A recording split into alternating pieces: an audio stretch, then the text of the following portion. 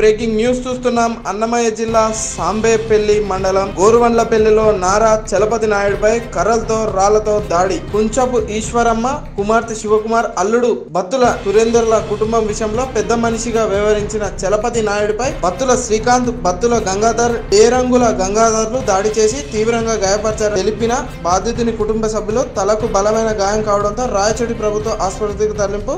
బత్తుల శ్రీకాంత్, బత్తుల గంగాధర్, దేరంగుల గంగాధర్లతో తమకు ప్రాణహాని ఉందని తెలిపిన చలపతి నాయుడు అన్నమయ్య జిల్లా ఎస్పై స్పందించిన తమకు రక్షణ కల్పించాలని కోరుతూ బాధితుడు చలపతి నాయుడు.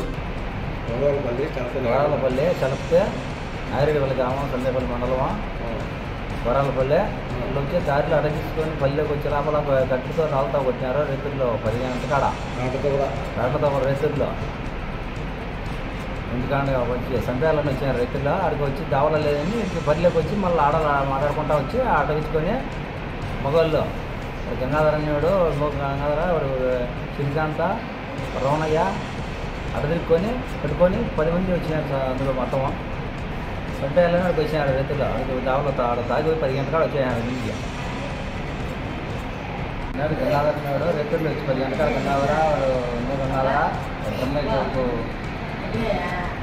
ఒకడో వాడంటే వచ్చి శ్రీకాంత రైతు అటగించుకొని రైతులు రాళ్ళు వేసినారు. తలక గాయం, 13 గాయం కన్నయ్య ఇంట్లో రైతులు పెట్టి కొట్టుకొని రాళ్ళతో కొట్టి పొడులు పెట్టుకున్నారు. గాయం ఎక్కువ కనబడమంటే వచ్చేసారు. మళ్ళీ ఆ టైంకి మళ్ళీ అంత కొట్టిన తర్వాత దయచేసి పోలీసు వాళ్ళకి చెప్తాను సార్, దయచేసి న్యాయం చేయమని కోరుతాను సార్. ఇల్లు గాయం 12-13 గుర్తు పెట్టాయి. చాలా బరువు ఎక్కువ వస్తాను కాబట్టి